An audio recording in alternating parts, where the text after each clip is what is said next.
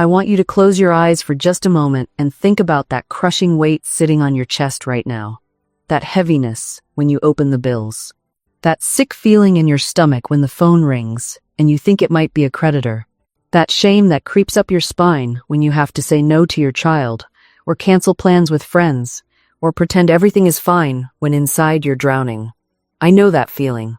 I have sat with thousands of people who carry that exact weight, and I am here to tell you something that might sound impossible right now, but I promise you it is the deepest truth I have ever known.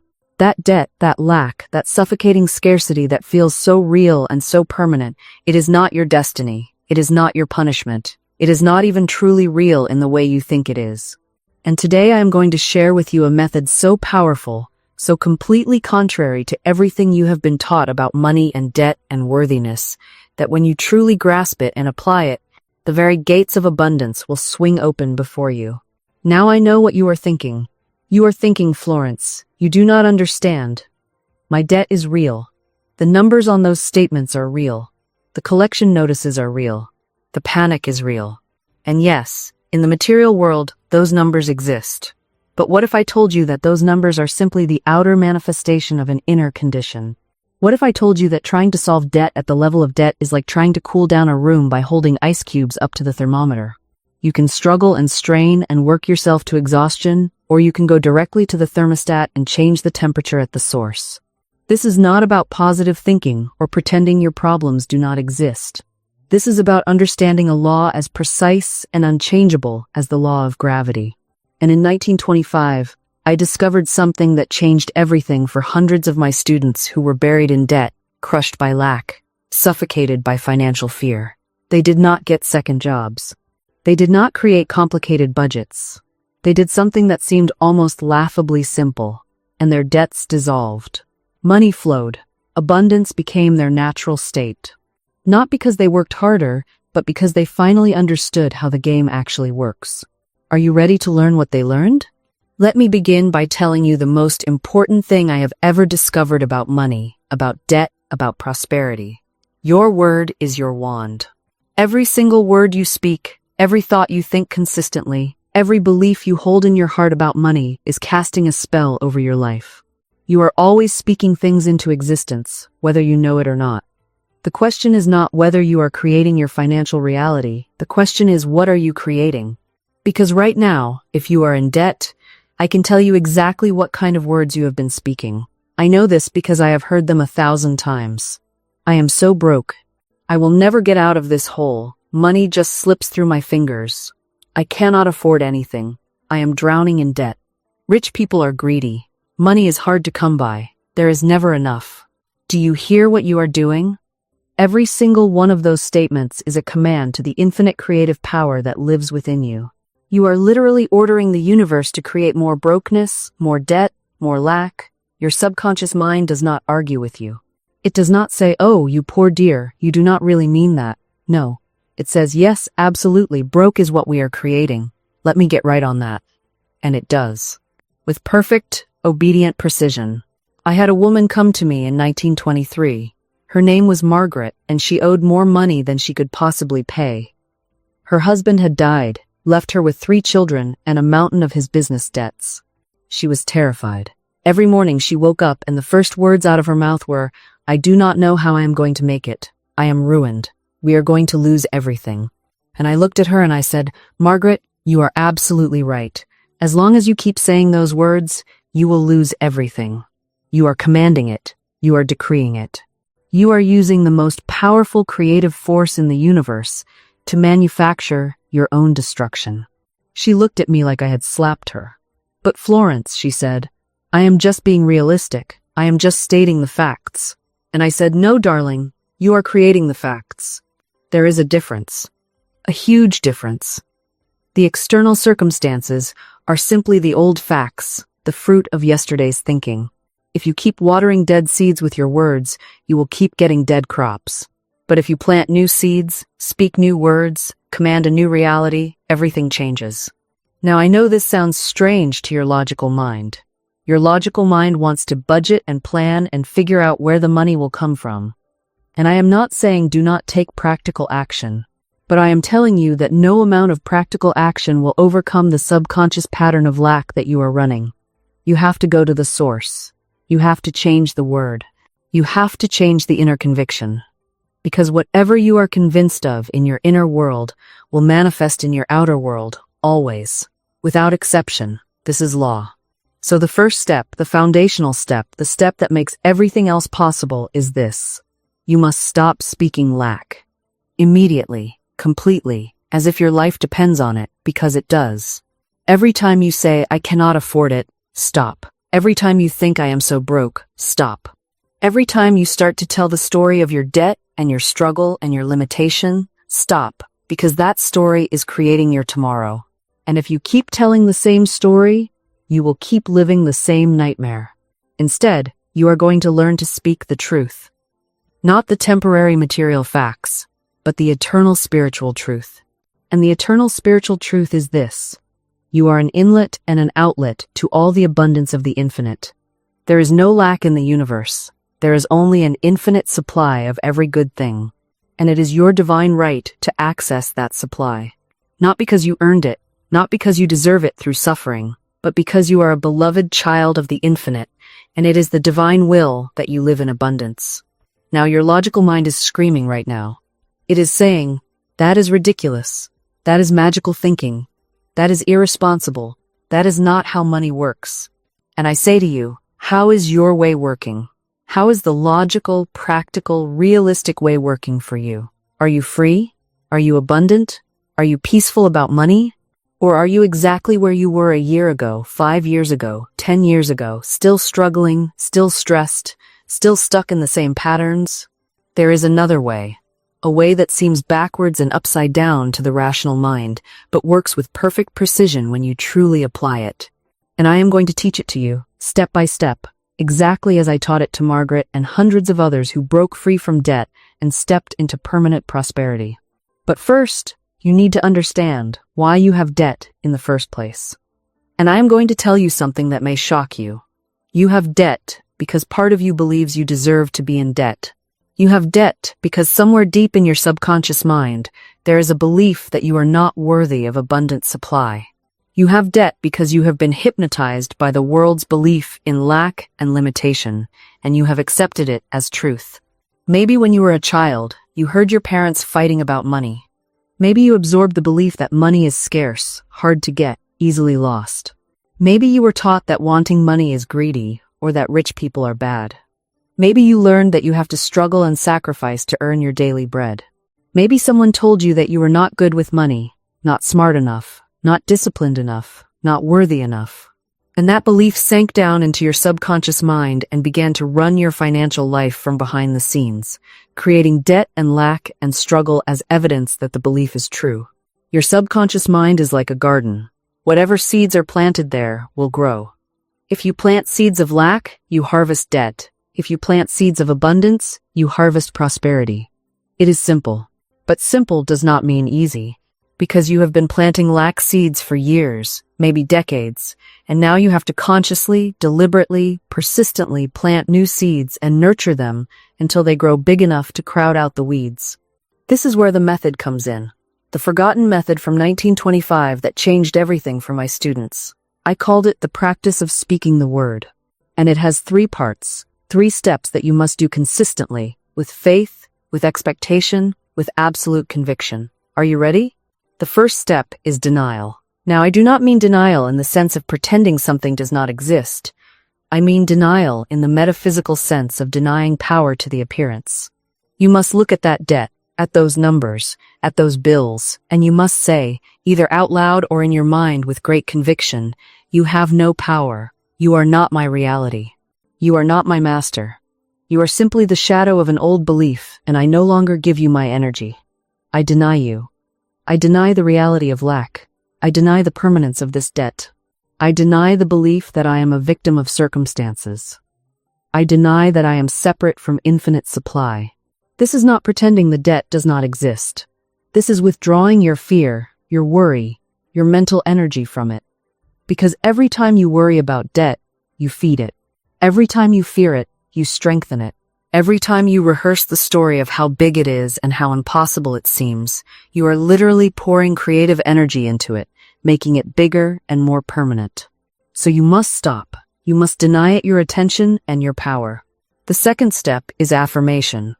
Once you have denied power to the appearance of lack, you must affirm the truth. And the truth is that there is infinite supply available to you right now. You must create a statement, a decree, a word that declares the reality you are choosing to experience. And you must speak it with conviction, with feeling, with absolute faith. Not as something you hope will happen someday, but as something that is already true in the invisible realm and is now manifesting in the visible. Here is the exact affirmation I gave to Margaret, and I want you to feel the power in these words. Infinite supply is mine. The infinite intelligence of the universe knows how to pay every debt, and it now shows me the perfect way. I give thanks that every bill is now paid, every debt is dissolved, and abundance flows to me from expected and unexpected channels. My storehouses are full and running over with good.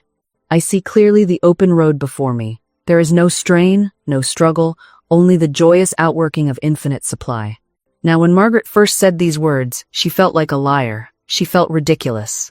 She said, "Florence, this is nonsense. I do not have infinite supply. My storehouses are empty. I am going to lose my house." And I said, "Margaret, that is the old story. You can keep telling it if you like, and you will keep living it. Or you can start telling a new story, and you will start living a new reality. The choice is yours." She chose the new story. Every single morning, before she got out of bed, she spoke her affirmation. Every time fear crept in during the day, she spoke her affirmation. Every time she was tempted to complain about lack or worry about money, she stopped herself and spoke her affirmation instead. She wrote it on cards and put them around her house. She said it while she washed dishes, while she walked to the market, while she lay down to sleep at night. She saturated her consciousness with this new idea until it became more real to her than the debt itself. And here is what happened. Within 2 weeks, a letter arrived. A distant relative she had not heard from in years had died and left her a sum of money. Not enough to pay all the debts, but enough to pay the most pressing ones. Then a woman knocked on her door and asked if she would be willing to rent out 2 rooms in her house. Margaret had never considered this, but the amount the woman offered was exactly what she needed for the monthly expenses. Then, one of her husband's old business associates came forward and said he had always felt he owed her husband for a favor, and he wanted to settle several of the business debts himself. Within 4 months, every single debt was paid. Every single one. Not through Margaret's striving or struggling, but through what I call divine selection, where the infinite intelligence orchestrates circumstances and people and events to bring about the demonstration of the word that has been spoken. Now, I am not telling you this story so you will expect a distant relative to die and leave you money. I am telling you this story so you will understand the principle. When you change your word, when you change your inner conviction, when you plant new seeds in the garden of your subconscious, the entire universe rearranges itself to match your new vibration. You do not need to know how it will happen. You do not need to figure out where the money will come from. You need only to speak the word and trust the law. This brings us to a magnificent truth. The universe responds not to your struggle, but to your conviction. I have watched people labor for years under the belief that hard work alone brings prosperity. They toil from dawn until dusk, their bodies bent with effort, their minds clouded with worry. And yes, some measure of success may come, but it arrives slowly, grudgingly, accompanied always by exhaustion. This is not the prosperity I speak of. This is not the abundance that is your divine inheritance. The prosperity I describe flows effortlessly when you align yourself with spiritual law. It comes through what appears to be coincidence, a sudden opportunity, an unexpected check, a door that opens precisely when you need it most. But these are not coincidences at all. They are the law in action, responding to the word you have spoken in faith. Let me give you an example that illustrates this principle beautifully. A woman once came to me in great distress. Her rent was due in 3 days, and she had no money. She had looked everywhere for help. She had asked friends, relatives, even strangers. Nothing had materialized. She was on the verge of eviction, and with eviction would come the loss of her dignity, her sense of safety, everything she had built. I said to her, Stop looking to people. Stop searching in the outer world. The supply is within you, in your consciousness. Speak the word now. Declare that infinite substance manifests for you instantly, in perfect divine order. She looked at me doubtfully, but she was desperate enough to try. We spoke the word together. She declared, "Infinite Spirit, manifest my supply now. The money I need comes to me easily and immediately through grace." Then I instructed her to go home and give thanks, as though the money were already in her hands. 2 days passed. On the third day, the morning of her rent deadline, she received a letter from a distant relative she had not heard from in years. Inside was a check for the exact amount she needed, plus $50 extra. The relative wrote that she had felt a sudden, inexplicable urge to send money, that she had awakened in the night with this woman's name on her mind. This is how the law works. Your word goes forth and prepares the way. It moves people, circumstances, events. It orchestrates what appears to be magic, but is simply spiritual mechanics. I've watched students transform their entire lives through the consistent practice of speaking their word. One woman came to me drowning in debt, surrounded by chaos, convinced the universe had abandoned her. I taught her to stop reciting her problems and start declaring her truth. Every morning, she would stand before her mirror and say, "I am a channel for infinite abundance. Money comes to me easily and constantly. My supply is endless, inexhaustible, and immediate." She felt foolish at first. Her bank account screamed one reality while her mouth declared another, but she persisted. Within 3 weeks, an unexpected check arrived. A forgotten insurance refund. Small, yes, but it was the universe saying, "I hear you. Keep going." Within 3 months, she received a job offer that doubled her income. Within 6 months, every debt was paid. Did the words magically create money? No. The words changed her vibration. They opened her consciousness. And in that opening, opportunities that had always existed suddenly became visible to her. You see, you're not creating something from nothing. You're aligning yourself with what already is. The supply is infinite. The channels are countless. But you must tune your instrument to the right frequency. Your word is that tuning fork. I want you to understand something crucial. Your word doesn't manipulate God or the universe. It doesn't bend cosmic will to your ego's desires. Your word aligns you with divine will, which is always abundance, always harmony, always perfect right action. When you declare, "I am guided to my right place," you're not forcing doors open. You're allowing yourself to see the door that was always there. This is why affirmations rooted in fear or greed never work. "I must have money" reeks of desperation. "I am abundant" resonates with truth. Feel the difference? One contracts. One expands. Your word must expand consciousness, not constrict it. Let me give you a practice I've used for decades. Choose one area of your life that feels stuck. Just one. Don't scatter your energy. Focus it like a laser beam. Now, craft a statement that declares the spiritual truth of that situation. Not what appears to be, but what is in the divine design. If it's health, every cell in my body vibrates with radiant life and perfect health. If it's relationships, I am divinely connected to loving, supportive, harmonious relationships. If it's creative work, infinite intelligence expresses through me in perfect, powerful ways. If it's prosperity, infinite supply flows to me in perfect, abundant ways right now. These aren't wishes. They aren't hopes. They're declarations of what already exists in the spiritual realm, waiting to manifest in the physical. Now here's where most people stumble. They craft this beautiful affirmation, they speak it once or twice, and then they spend the rest of their day contradicting it with their casual conversation. They declare abundance in the morning and complain about lack all afternoon. They affirm health and then recount every symptom to anyone who'll listen. Your word is only as powerful as your consistency with it.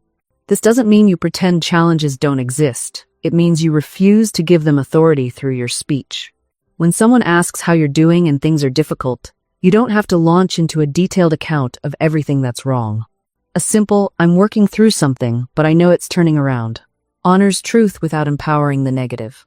I remember a woman who came to me absolutely drowning in debt. She was speaking poverty constantly to her friends, her family, even to strangers. Every conversation was about what she couldn't afford, what she owed, how impossible it all seemed. I gave her one instruction: Stop speaking about debt entirely for 30 days. If she had to discuss finances, she was only permitted to say, "My financial situation is reorganizing under divine law." She thought I was mad. How could she ignore such pressing problems? But she tried it. And something remarkable happened. In the first week, her mind cleared enough that she found an error in her bank statements, an overcharge that had been repeating for months. In the second week, an old friend remembered a loan she'd completely forgotten about and repaid her. By the fourth week, she received an unexpected opportunity that doubled her income. The circumstances didn't change because she stopped talking about them. The circumstances changed because she stopped energizing the problem and started aligning with the solution. This brings us to a profound truth that many miss. Your words are not reflecting your reality. They are times creating times it. Every time you speak, you are not simply describing what is. You are declaring what will be. Your tongue is the pen, and your life is the manuscript being written in real time. I've watched people sabotage their own breakthroughs with a single sentence. They'll be on the verge of a financial turnaround, and then they'll say to a friend, "Well, you know how it is, I'm just not good with money." And in that moment, they've re-signed the contract with lack. They've recommitted to the old story. You must understand, the universe doesn't judge your words as complaints or affirmations. It simply receives them as orders. When you say, "I never have enough," the universe says, "Your wish is my command." When you say, "Things are always working out for me," the universe responds with the same unwavering obedience. I knew a man who wanted to change careers but constantly told people, "I'm stuck in this job." He used that word stuck times, at least once a day. And indeed, every opportunity that came his way somehow fell through. His resumes went unanswered. His interviews led nowhere. He believed the job market was against him. But the job market wasn't the problem. His declaration of being stuck was the problem. He was speaking his own imprisonment into existence. One day I asked him, "What if you stopped saying you're stuck and started saying you're transitioning?" He looked at me as if I'd suggested he sprout wings and fly. "But that's not true," he protested. "I'm not transitioning, I'm stuck." "Then you will remain so," I told him, "until you change the word." He resisted for weeks. But eventually, the pain of staying the same became greater than the discomfort of changing his language. He began to say, "I'm in transition." At first it felt like a lie, but something shifted. Within a month, he received a call from a former colleague about a position he hadn't even applied for. Within 2 months, he had a new role that paid more and aligned with his true skills. Was it magic? No, it was the law. He stopped declaring himself stuck, and the universe stopped holding him in that pattern. And the same is true for you, right now, in this very moment. Every word you speak about your life is a decree. Every statement you make about your circumstances is an instruction to the invisible forces that surround you. When you say, "I'm always broke," you're not describing reality, you're creating times it. When you declare, "I never get the opportunities others get," you've just ordered the universe to withhold those opportunities from you. This is why I'm so insistent about the words you choose. This isn't about positive thinking for its own sake. This isn't about pretending everything is wonderful when it's not. This is about understanding that your word is law times in your world. Let me give you another example. A woman I knew who constantly said, "I'm terrified of getting sick." She said it so often, it became her identity. "I can't go there. I'm terrified of getting sick. I won't eat that. I'm terrified of getting sick." Do you see what she was doing? She was holding herself in a perpetual state of expecting illness. She was magnetizing the very thing she feared. I told her, "You must stop speaking that fear into existence. Your words are creating a mold, and life is pouring itself into that mold perfectly." She looked at me like I was suggesting something impossible. "But I am afraid," she said. "How can I not say it?" And here's what I told her, what I'm telling you now. You don't have to deny the feeling, but you don't have to give it the throne either. You don't have to make it your declaration, your constant affirmation. Instead, you speak the truth you want to see manifest. She began to say, "I am surrounded by perfect health. Divine intelligence governs every cell of my body." Was she instantly unafraid? No, but something shifted. Within weeks, the obsession began to loosen its grip. Within months, she barely thought about illness at all. The pattern was broken because she stopped feeding it with her words. This is the power available to you. Not someday. Not when you're more spiritual or more evolved. Asterisk. Now, asterisk. Right where you are, with whatever words come out of your mouth next. You are not a victim of your circumstances. You are not at the mercy of fate or chance or bad luck. You are a creator, standing in the midst of infinite substance, and your word is the chisel that shapes your reality. So I ask you, what have you been declaring? What have you been affirming day after day, perhaps without even realizing it? Because here's what most people don't understand. Your subconscious mind doesn't distinguish between idle chatter and sacred decree. Every word you speak with feeling, every thought you dwell upon with emotion, is taken as a command. It's being etched into the invisible substance that surrounds you, and that substance is extraordinarily obedient. I've watched people speak poverty into their lives with such consistency that they become master manifestors of lack. I can't afford it, they say, day after day. Money just slips through my fingers. I'm always broke by the end of the month. And then they wonder why financial struggle follows them like a shadow. They don't realize they've given that shadow permission to exist. They've fed it with their words until it became substantial enough to cast darkness over their entire experience. And it works in reverse, too. I knew a woman who decided to change just one phrase in her vocabulary. Instead of saying, I can't afford it, she began to say, how can I afford it? Do you see the difference? One is a declaration of limitation. The other is an invitation to possibility. Within 3 months, unexpected opportunities began appearing in her life. A promotion she hadn't applied for, a side project that brought in additional income, a financial gift from a relative she barely knew. The universe had been waiting for her to ask the right question. Your words are not just describing your reality, they are prescribing it. They are writing the prescription that the universe then fills with exact precision. This is why I am so insistent, sometimes to the point where people think I'm being extreme, that you must monitor your speech. You must become aware of what you're saying, especially in those unguarded moments when you think nobody's listening, because somebody is always listening. Your subconscious mind is always listening. The creative force of the universe is always listening. Think about the phrases you use habitually. That makes me sick. This is killing me. I'm dying to see that movie. These are not harmless expressions. They carry vibration, they carry intention, and if you say them with enough feeling, with enough repetition, your body hears them as instructions. I'm not saying you'll drop dead from using a figure of speech, but I am saying that careless language creates careless results.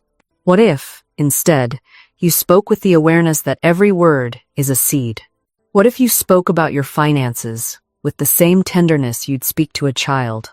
What if you described your body with reverence?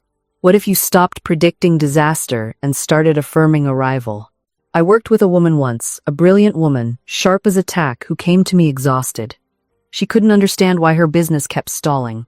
Every time she got close to a breakthrough, something collapsed. A client would back out, a partnership would dissolve, the money would vanish before it ever reached her hands. I asked her to keep a journal, not of her actions but of her words, just for 3 days. Write down every single thing you say about your work, I told her. Every offhand comment, every joke, every complaint. When she came back to me, she was pale. I had no idea, she whispered. She showed me the pages. This is going nowhere. I'm spinning my wheels. I work like a dog and get nothing for it. It's a dead end. I'm just throwing money down a body down. Drain. Dead. Drain. Nowhere. Nothing. And she wondered why her business felt lifeless. Your words don't just describe your reality, they prescribe it. They write the orders that the universe fills. You are the director, the playwright, the narrator of your own existence. And most people are narrating tragedies without even knowing it. So here's what I want you to do. Starting today, begin to listen to yourself, not critically, not with shame, but with curiosity. Notice the language you use about your health, your relationships, your income, your future. Do you say, I'm broke when you mean, I'm being careful with money right now? Do you say, I'm so stupid when you mean, I made a mistake and I'm learning? Do you say, I'll never find love when you mean, I haven't met the right person yet? The difference isn't just semantic, it's vibrational, it's directional. One version closes doors, the other keeps them open. And yes, I know this feels tedious at first. You might think, Does it really matter if I say I'm dying for a coffee instead of, I'd love a coffee? And my answer is this: it matters because you matter. Your words matter because you are a creator, whether you accept that role or not. Every word you speak is a brick. You can build a palace or a prison, and most people, tragically, are building prisons with their mouths and calling it conversation. Let me tell you about a man I once knew. Successful on paper, good job, nice home, healthy family. But every morning he would say the same thing: another day, another dollar. Back to the grind. He said it with a smile, like it was harmless, like it was just what people say. Within 2 years, that man's work became unbearable to him, not because the job changed, because he had spent 730 days telling the universe that his work was a grind, a burden, a thing to endure. And the universe, being the perfect mirror that it is, reflected that back to him in every meeting, every email, every commute. His words weren't describing his reality, they were creating it. Now contrast that with another person I knew, a woman who cleaned houses for a living. Hard work, physical work, not glamorous by any measure. But she had a phrase she used: I love bringing order to chaos. I love making spaces beautiful. And she meant it. That woman now owns a successful organizing business. She didn't get lucky. She didn't have connections. She spoke her reality into being, one statement at a time, until the universe had no choice but to reorganize itself around her vision. You see, your subconscious mind is listening to everything you say. It doesn't judge. It doesn't filter. It simply accepts. When you say, I'm so broke, your subconscious says, understood. Broke is what we're doing. When you say, I never get what I want, your subconscious says, got it. Disappointment is the theme. It is a faithful servant. Terrifyingly faithful. It will move heaven and earth to make your words come true. Think about this carefully. When you say, I knew this would happen, what are you really admitting? You're confessing that you saw the disaster before it arrived. You held the image, you rehearsed the pain, and the subconscious mind, that tireless worker, said, very well, you have given me my orders. I have watched this pattern destroy marriages, businesses, health itself. A woman came to me once, wringing her hands. My husband and I always fight about money, she said. Always. I just no times we're going to argue tonight when he sees the bills. Then you have already written the script for tonight's drama, I told her. She looked startled. But I'm just being realistic. No, she was being creative, destructively creative. There is a vast difference between wise planning and doom prophecy. Planning says, I will prepare for various outcomes. Prophecy says, I know exactly which terrible thing will happen. One is wisdom. The other is witchcraft of the darkest kind, self-imposed curses. The subconscious cannot tell the difference between a prediction and a preference. When you say, I'll probably catch that cold going around, you have placed your order with the universe. When you say, this investment will probably fail, you have withdrawn your faith and poisoned the ground where success might have grown. I want you to become a detective of your own speech. Hunt down these phrases. That's just my luck. These things always happen to me. I never get a break. I'm sure it won't work out. Each one is a brick in the prison you're building around yourself. And here's the maddening truth. You are both the prisoner and the architect. You hold the key, but you keep hiding it from yourself with these declarations of defeat. Do you see? The subconscious mind is listening, always listening. It doesn't judge whether your words are wise or foolish, optimistic or pessimistic. It simply says, I hear you, I will make it so.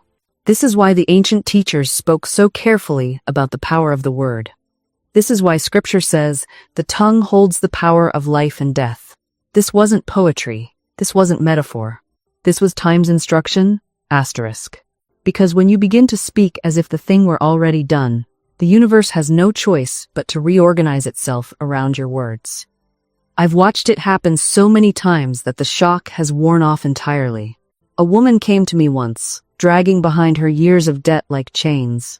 I am free from debt, she declared, though her bank account screamed otherwise.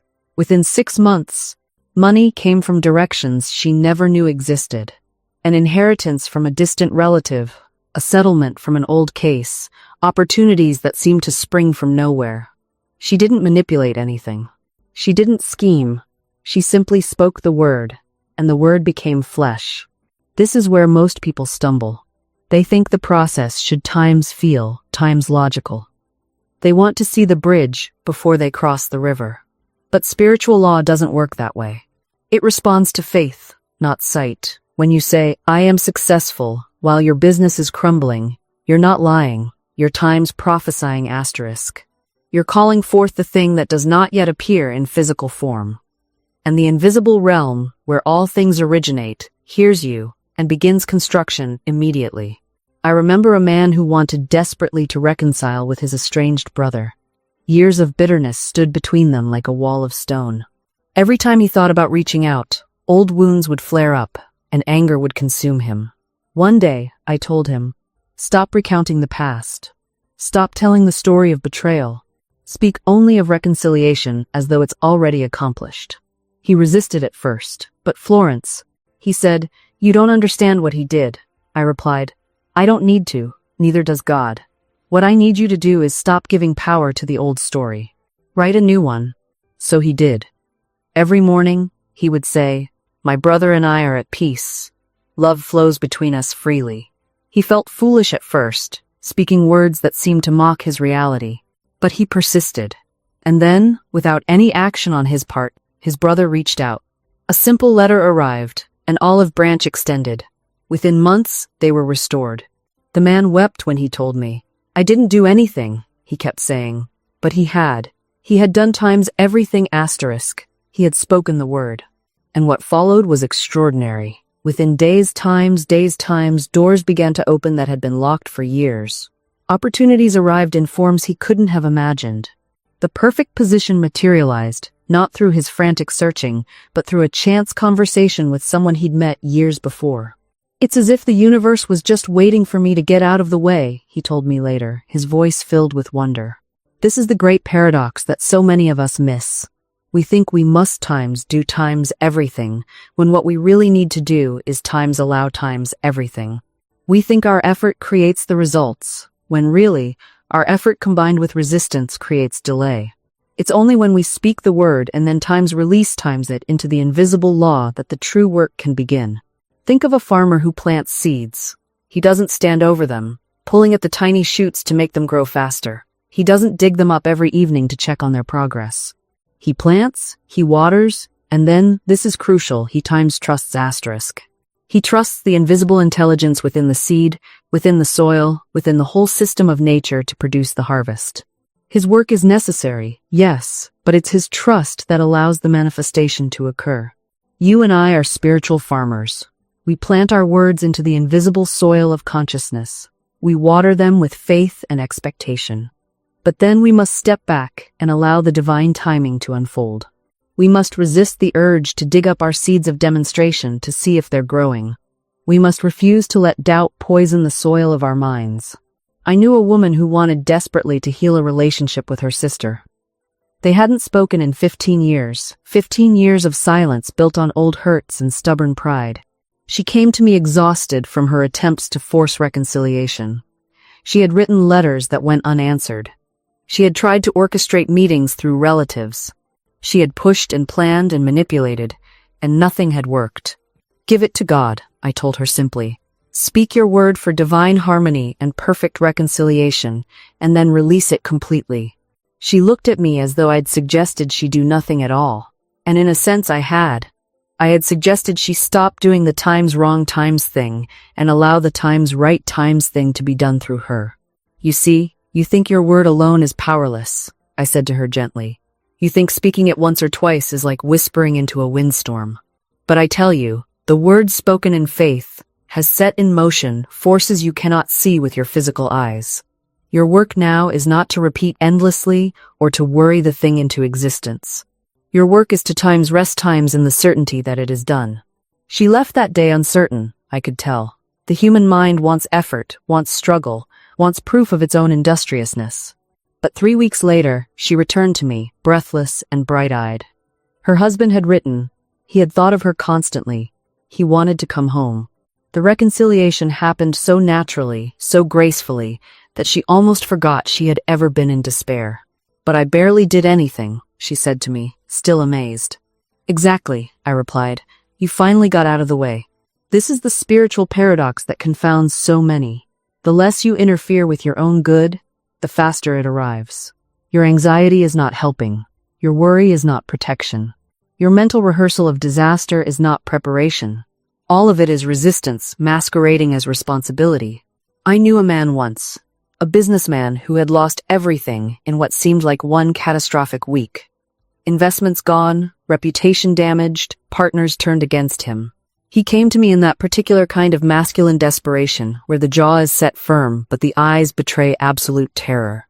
I have to fix this, he kept saying. I have to make calls, make deals, make something happen. And how is that working? I asked him, not unkindly. He looked at me as though I'd slapped him. I haven't started yet, that's why I'm here. I thought you could. I don't know. Pray for me or something while I figure out my strategy. Your strategy is the problem? I told him plainly. You are operating from fear, and fear is the poorest business advisor ever employed. Every decision you make from this state will compound your difficulty. I watched him struggle with this.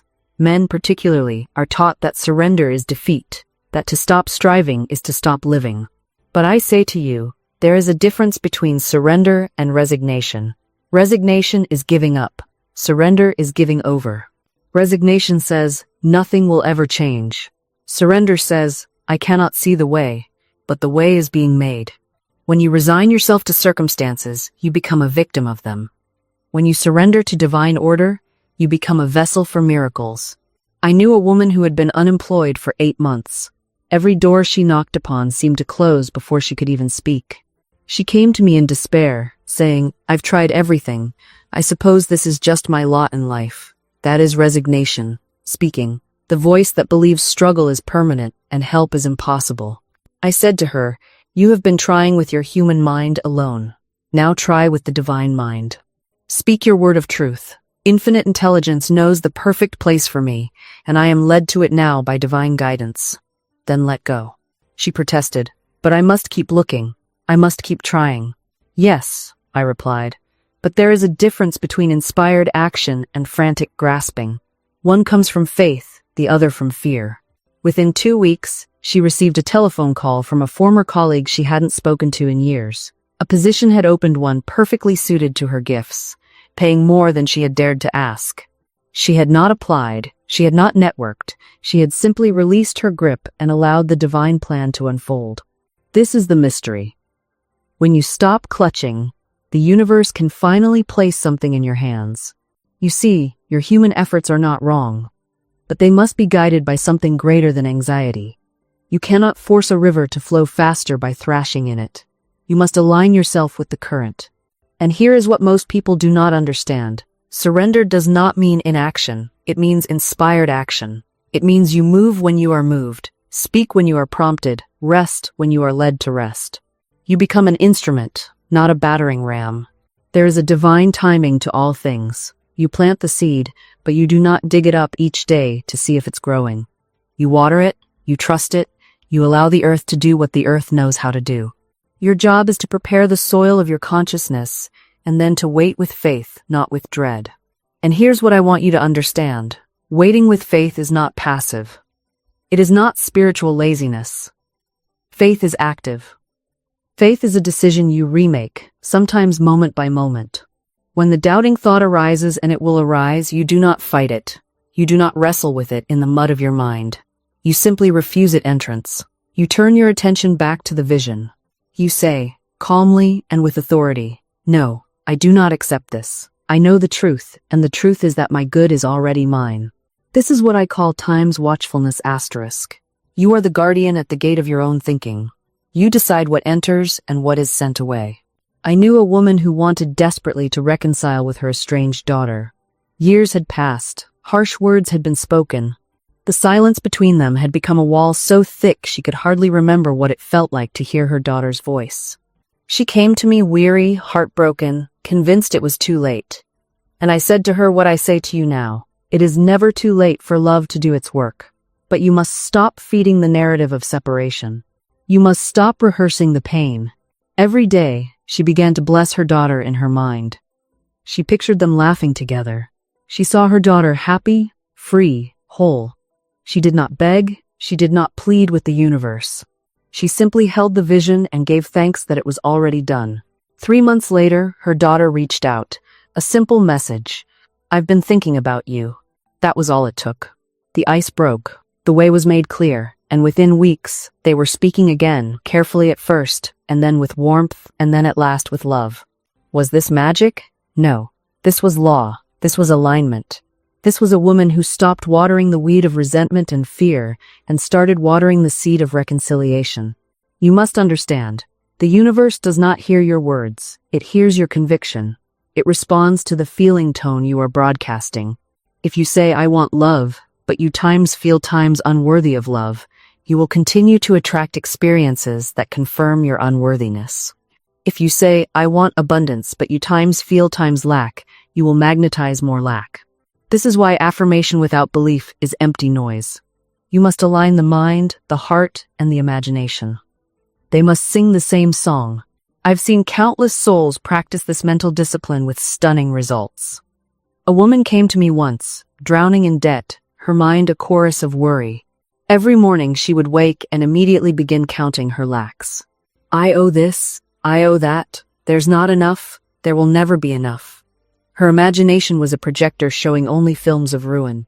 I gave her new words. God is my unfailing supply, and large sums of money come to me quickly, under grace, in perfect ways. But words alone she needed to see differently. I told her, when you speak these words, you must feel the relief. You must see the checks arriving. You must hear yourself laughing with freedom. She resisted at first. But it's not true, she said. I am in debt. You are describing what times was asterisk, I replied. Now you must describe what times is to be asterisk. The bridge between the two is built in your imagination. Within weeks, unexpected money came. An old debt was forgiven. A new opportunity opened. Not because she begged or manipulated, but because she stopped feeding the wolf of fear and began nourishing the truth of abundance. This is the great secret the mystics have always known. You cannot serve two masters. You cannot declare prosperity while nursing images of poverty. You cannot affirm health while replaying scenes of sickness in your mind. The mind must be singularly focused, undivided, clear as a bell. And here is where many stumble. They think this work is about pretending. I'll just ignore reality, they say, closing their eyes to problems. No, this is not denial. This is time's higher sight asterisk. You acknowledge the appearance, yes, but you refuse to give it power. You see beyond it to the truth that is forming. When you cut your finger, you do not sit and mourn. I am wounded forever. No. You clean it, bandage it, and trust the body to heal. You expect restoration. Why? Because you know the truth of the body's nature. Apply this same knowing to every area of life. The spiritual mind sees with the eyes of faith, not with the eyes of fear. Faith is the telescope that brings distant things near. Fear is the magnifying glass that makes small things appear enormous. You choose which lens you look through every single moment. I knew a woman who was facing what appeared to be an impossible deadline. She had 3 days to raise a sum of money or lose her home. The appearances were desperate. Everyone around her spoke words of sympathy tinged with defeat. It's impossible, they said. 3 days is simply not enough time. But this woman had been trained in the science of faith. She sat quietly and spoke to the invisible. God's supply is limitless and immediate. There are no delays in divine mind. What is mine comes to me by grace in perfect ways. She refused every fearful thought. She turned away from the evidence of lack and looked steadily at the evidence of abundance all around her. The trees that never worry about their leaves, the birds that find their food, the perfect order of the universe. On the 3rd day, from a completely unexpected source, the full amount arrived. Not a penny less. Not an hour late. It came through a distant relative she had not heard from in years, someone who suddenly felt moved to help. The visible world rearranged itself to match her invisible conviction. This is not luck. This is law. The universe is not chaotic, it is responsive. It answers the word you speak with your consciousness. Your faith is your word, and your word sets causation in motion. Now, here's what most people do not understand. Faith is not something you work up through effort. Faith is your natural state. Doubt is what requires effort. Doubt is the learned response. A child does not doubt. A child asks and expects to receive. A child lives in the eternal now, where all things are possible. You must become as a little child to enter the kingdom. This is not poetic language, it is instruction. Return to the consciousness of expectancy. Return to the state before you learned to fear, before you absorbed the world's limitations, before you agreed that struggle is necessary and lack is inevitable. Watch how you respond when a desire arises in your heart. Do you immediately begin calculating how it could happen, counting your resources, measuring the distance between here and there? This is doubt masquerading as practicality. Or do you feel the quiet knowing that what has been given to you as desire already exists in the invisible, waiting only for your recognition? The bridge between the invisible and visible is your awareness. Not your effort, not your manipulation. Your simple, steady awareness. When you speak in faith, you're not demanding. You're not begging. You're not conjuring. Your time's recognizing asterisk. You say, Infinite Spirit, open the way for my right work, my right home, my right relationship, and you let it go. You don't follow it with doubt.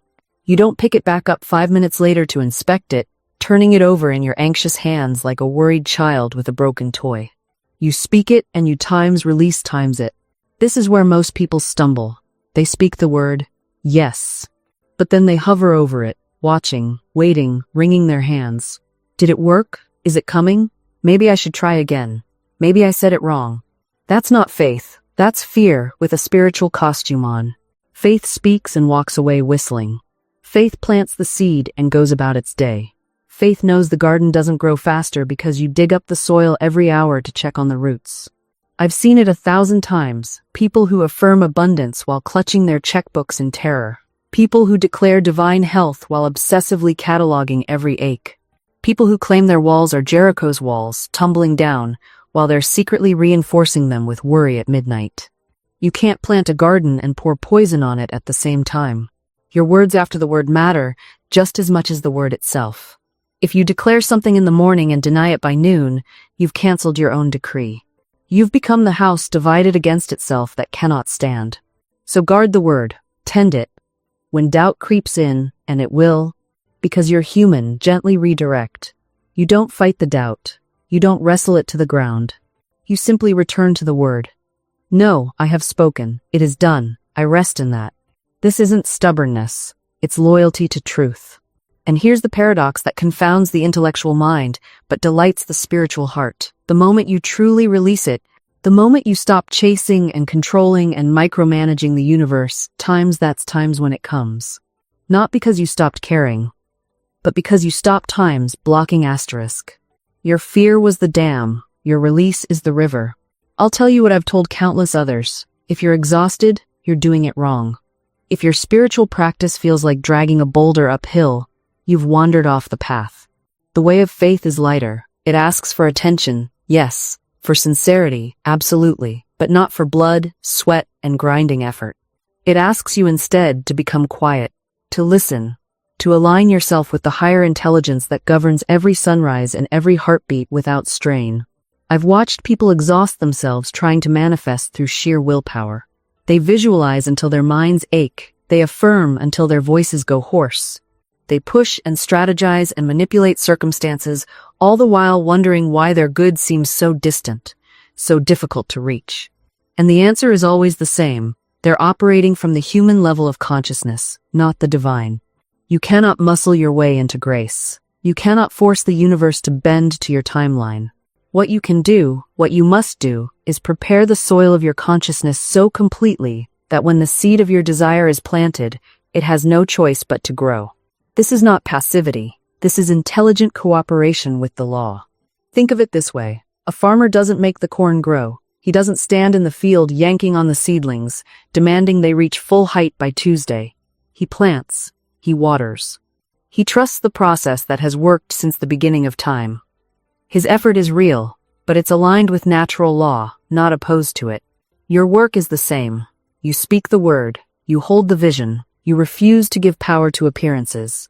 And then, and this is where most people falter you, let the infinite intelligence do what it does best. Arrange, orchestrate, and deliver. I once knew a woman who wanted desperately to move to a specific neighborhood. She had walked those streets, imagined herself living there, spoken her word with clarity. But months passed, and nothing happened. She grew frustrated, then bitter. "The law doesn't work," she told me. "I've done everything right." But she hadn't.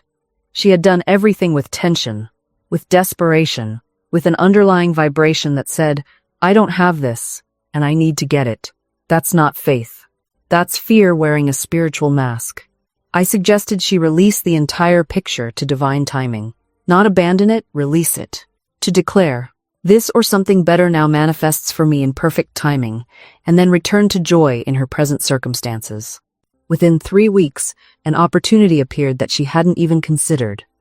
A house, in that very neighborhood, offered to her under conditions so favorable they seemed impossible. But they weren't impossible. They were inevitable, once she stopped blocking the flow with her anxious striving.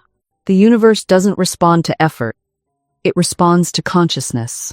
This is why affirmations without feeling are like seeds planted in concrete. You can repeat, "I am abundant," 1,000 times, but if your consciousness is saturated with worry about bills, the words are meaningless. The universe reads your vibrational state, not your vocabulary. I once knew a woman who covered her walls with affirmations, prosperity prayers on every mirror, abundance mantras taped to her refrigerator. Yet she lived in perpetual financial crisis. When I asked her how she felt times when she read those words, she said, "Honestly, I feel like I'm lying to myself." There was your answer. The affirmations weren't changing her consciousness. They were highlighting the gap between what she was claiming and what she actually believed. Each repetition reinforced the discord. So I suggested something radical. Stop the affirmations. Instead, find one times thing in your current reality that genuinely makes you feel abundant. Not something you wish for. Something that's already here. She sat in silence for several minutes. Then, quietly, "My friend brought me groceries yesterday without me asking. I felt cared for, provided for." "There," I said. "That's the feeling. That's the consciousness of abundance. Water times that times seed." She began a different practice. Each evening, she'd write down moments from her day when she'd felt provided for, supported, cared for, even in small ways. A stranger's kindness, a timely phone call, an unexpected solution. Within weeks, her entire financial situation began to shift. Not because she'd worked harder or worried more effectively, but because her consciousness had changed. She'd stopped arguing with reality and started appreciating the abundance that was already flowing, which naturally opened channels for more. This is the practice of gratitude as spiritual technology, not sentimental niceness. You're training your consciousness to recognize supply, and what you recognize, you magnetize. But here's where people stumble. They make gratitude another form of bargaining. "If I'm grateful enough, then times I'll get what I want."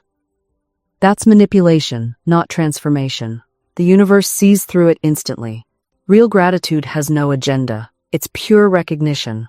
When you say thank you for the breath in your lungs, the ground beneath your feet, the possibility in this moment, you're not trying to get anything. You're acknowledging what already is.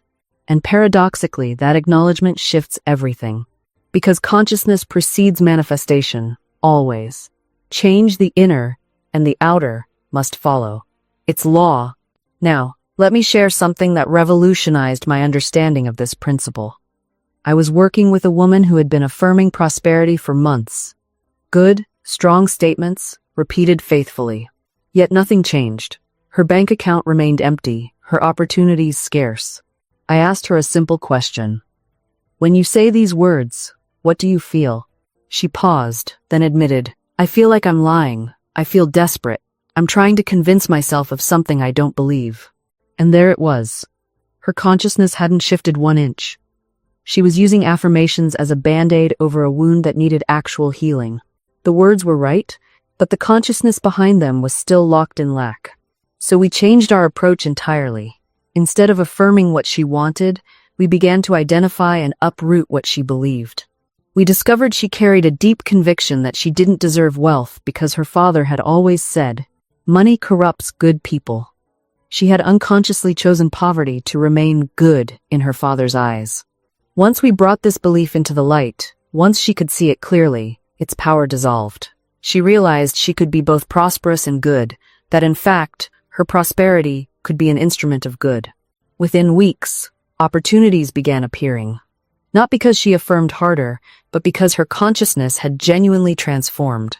This is the work, dear ones. Not the surface repetition, but the deep excavation. Not pretending to believe, but actually shifting what you know to be true in your bones. And here's what makes this so powerful. When your consciousness truly changes, you don't have to force anything. The manifestation feels natural, inevitable, like fruit falling from a ripe tree. There's no strain, no desperation, no white-knuckling your way to belief. You simply know. And that knowing radiates from you like light, attracting corresponding conditions effortlessly. I've watched this happen countless times. The person who stops trying to get love and instead becomes love, they suddenly find themselves surrounded by loving relationships. The person who stops chasing security and instead cultivates an inner sense of safety, they find stability appearing in their outer world without struggle. This is the paradox that frustrates the logical mind but delights the spiritual heart. The very thing you're grasping for is repelled by your grasping. The moment you release it, it flows toward you naturally. Think of it like trying to catch a butterfly. Chase it desperately, and it flutters away. Sit peacefully in the garden, and it lands on your shoulder. Your outer world is not the cause, it's the effect. It's the shadow, not the substance. You can't change a shadow by manipulating the shadow. You change it by repositioning yourself in relation to the light. This is why affirmations alone often fail. You can say, "I am prosperous," 1,000 times, but if underneath those words lives a trembling fear of poverty, if your inner atmosphere is saturated with lack, then you're simply painting over rust. The corrosion continues beneath the surface. What's required is not better words, but a transformed consciousness. Not a new mask, but a new face. Not positive thinking layered over negative feeling, but a genuine shift in your inner weather. And here's what makes this practical, rather than merely mystical. You have tools. You have agency. You're not waiting for grace to strike like lightning. You're learning to become a conductor for that grace. The tool is attention where you place it, how you hold it, what you feed it. Your attention is not passive. It's creative. It's magnetic. Whatever you give sustained attention to, you give life to. You water it, strengthen it, multiply it. This is why I guide people to turn away from the problem and toward the solution. Not as denial, but as deliberate creation. You stop rehashing the difficulty and start rehearsing the answer. You stop reciting the diagnosis and start declaring the healing. You begin to speak the language of the solved problem, not the unsolved one. And here's what shifts. Your entire energy field changes. Your vibration changes. The frequency you're broadcasting into the invisible world changes. Because words are not just sounds, they are frequencies. They are tuning forks. And the universe responds not to what you want, but to what you are, times radiating asterisk. When you declare, "My body is restored to perfect health," you're not lying to yourself. You're not pretending the symptoms don't exist. You're choosing which reality you're going to feed. Because both exist simultaneously in the realm of possibility. The illness and the healing, the lack and the abundance, the problem and the solution. Your words determine which one crystallizes into form. I once knew a woman who was drowning in debt. Every conversation was about how broke she was, how she couldn't make ends meet, how the bills kept piling up. And I said to her, "You are building an altar to poverty with your words. Every time you speak lack, you are praying to it." She didn't like that at first. She said, "But it's true. I'm just being honest." And I said, "You can be honest about where you are without making it your permanent address." There's a difference between acknowledging a fact and worshiping it. So she began to change her language. Not fake affirmations plastered over fear, but a genuine shift in her inner dialogue. Instead of "I can't afford this," she began to say, "I am open to receiving this in divine timing." Instead of "I'm always broke," she said, "Money flows to me easily and often." Within 3 months, an unexpected inheritance came through. A side project began generating income. Opportunities appeared that hadn't existed before. Did the words create the money? No. The words created the time's opening asterisk. They shifted her from a closed, defended, scarcity-based frequency to an open, receptive, abundance-based one. And the universe could finally reach her. This is the mechanics of it. This is how spoken words rearrange the invisible before they touch the visible. You are not manipulating reality. You are times cooperating times with it. You are aligning your spoken word with the highest truth available, and that alignment becomes a magnetic force. So I ask you now, what have you been declaring over your life? What words have you repeated so many times they've become grooves in your consciousness? Are they words of abundance or scarcity? Victory or defeat? Worthiness or shame? Because I promise you this, those words are not idle. They are actively creating the framework of your tomorrow. Now, let's talk about the most powerful moment in this entire process. The moment when you speak your word, and then times release it, asterisk. This is where so many stumble. They speak the affirmation, they declare the truth, and then immediately they grip it with anxiety. They watch for results like a gardener who digs up the seed every morning to see if it's sprouting. That's not faith. That's fear wearing the costume of diligence. When you plant a seed in the ground, you don't stand over it with a flashlight all night, do you? You trust the intelligence within that seed. You trust the soil, the water, the sun. You trust the times process asterisk. Your word is the same. Once spoken in faith, it must be released into the invisible law that governs all things. You do your part, you speak, you believe, you act as though it is already done, and then you times let go asterisk. I call this the law of non-resistance. You stop pushing, you stop forcing, you stop trying to micromanage the universe's delivery system. You simply say, it is done, and you walk forward in peace.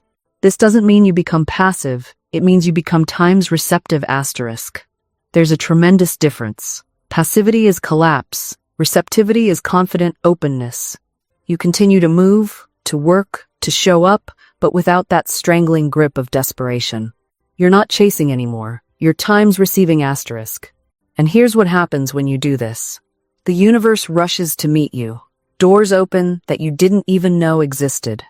People appear with exactly what you need. Opportunities arrange themselves in perfect timing. Why? Because you've removed the interference. You've stopped blocking the flow with doubt, with control, with panic. You've aligned yourself with the current of divine order, and now you're being carried. And this is when life becomes effortless. Not because you're doing nothing, but because you're doing the times right times things, at the times right times time, guided by an intelligence far greater than your conscious mind.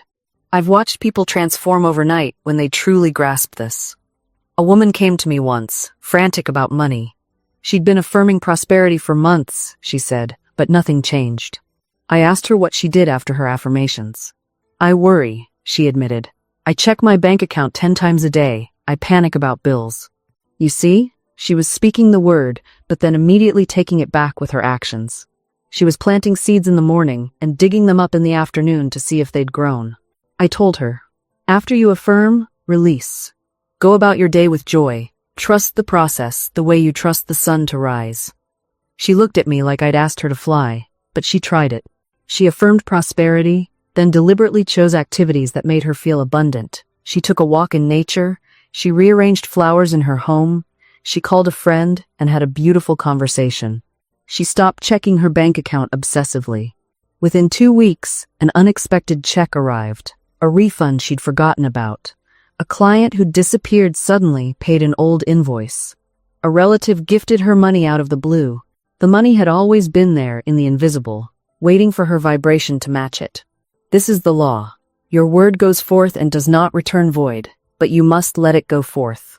You must release it into the invisible with faith, not clutch it with fear. And here's what most people don't realize. The universe is always times saying yes. Always. It never argues with you. It never contradicts you. Whatever you decree with feeling and faith, it says, yes, so be it. If you say, I am broke, the universe says, yes, you are broke. If you say, I am abundantly supplied, the universe says, yes, you are abundantly supplied. It's impersonal. It's law. Like the soil that grows both weeds and roses depending on what seeds you plant. The soil doesn't judge. It doesn't prefer roses over weeds. It simply grows what you give it. So what are you planting today? What words are you speaking over your life? Not just with your mouth, but with your thoughts, your emotions, your expectations. Because here's what most people don't realize. The subconscious mind doesn't just respond to your deliberate affirmations or your morning prayers. It's listening all day long. It's absorbing the casual comments you make about yourself when you stub your toe. It's recording the way you describe your circumstances to a friend over coffee.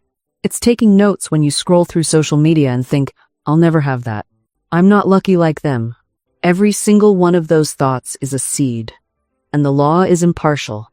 It doesn't say, oh, she didn't really mean that, so I won't manifest it. No. It takes you at your word. It assumes you're placing an order.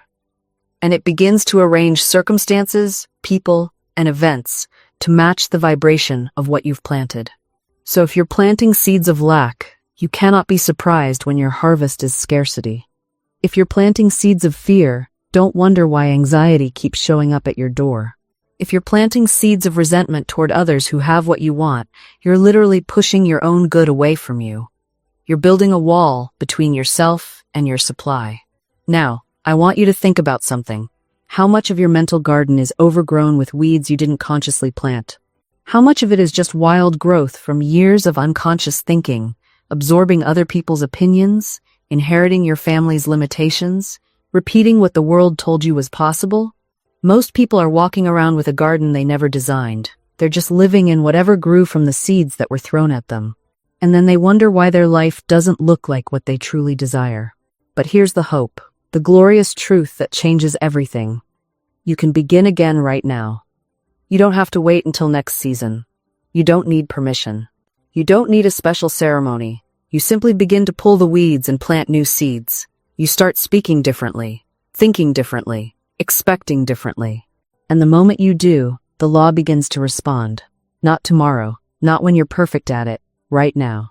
Because the law is always working. It never takes a day off. And here's what I want you to understand about this law working in your favor. It responds to your times now asterisk. Not your yesterday, not your past failures. Not the version of you that made mistakes or chose unwisely. The moment you shift your word, your vision, your inner conviction, that's the moment the law shifts everything into alignment for you. I've watched this happen countless times. A woman who'd been affirming poverty and lack for years, suddenly, in one afternoon, she grasps the truth. She sees that her words have been building her prison. And right there, she changes her tune. She begins to speak abundance. She begins to see herself as prosperous. Within weeks, things that had been blocked for years begin to move. Money flows. Opportunities appear. The right people show up. Was it magic? No. It was law. She stopped blocking her good with her own thoughts and words. You see, the universe isn't punishing you for past wrong thinking. It's simply responding to what you're broadcasting times right now asterisk. And the beautiful thing is, you can change your broadcast at any moment. Think of it this way. You're standing in a room with a light switch. For years, maybe you've been standing in the dark, complaining about the darkness, wondering why life is so hard, why you can't see your way forward. But the switch is right there. It's always been there. The moment you flip that switch, the moment you change your word, your vision, your inner talking, the light comes on, instantly. That's how immediate this law is. Now, does that mean everything in your external world changes instantly? Not always. Sometimes there's a lag between the shift in consciousness and the physical manifestation. Seeds don't become trees overnight. But the times law times responds instantly. The wheels start turning the moment you align yourself with truth. And here's something else. The bigger the desire, the more faith it requires. Yes, but also, the bigger the reward when it manifests. Because you've stretched yourself. You've expanded your capacity to receive. So don't be afraid of the big dreams. Don't water them down because you think they're too much, too grand, too impossible for someone like you. The universe doesn't recognize too much. It only recognizes consciousness. And if you can conceive it, if you can believe it, if you can speak it into being with your word, then it's already yours in the invisible. And it must appear in the visible. This is the law. I once knew a woman who lived in a tiny apartment, barely enough room to turn around. She came to me and said, Miss Shin, I want a beautiful home with gardens and sunlight and space for my children to play. But every time I speak it, I feel like I'm lying. I feel guilty for wanting more when so many have less. I looked at her and said, "My dear, your prosperity does not diminish another's. The universe is not a pie with limited slices.